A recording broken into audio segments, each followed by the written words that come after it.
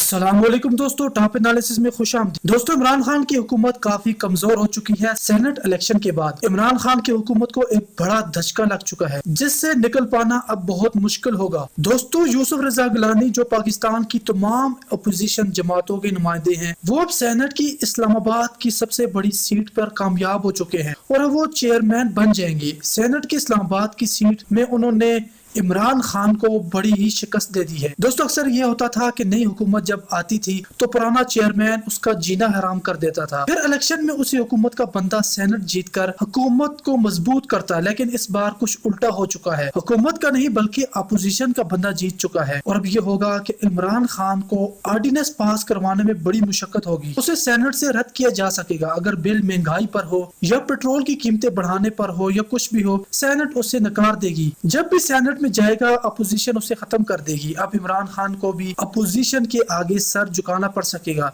दोस्तों, से मौलाना फजल रहमान की भी बड़ी जीत कहा जा रहा है और IMF के बंदे हफीज शेख को सख्त शिकस्त हो गई है और उसे इमरान खान की शिकस्त कहा जा रहा है। दोस्तों, आप इसे कैसे मानते हैं? कमेंट सेक्शन में जरूर लिखिए। अल्लाह हाफिज।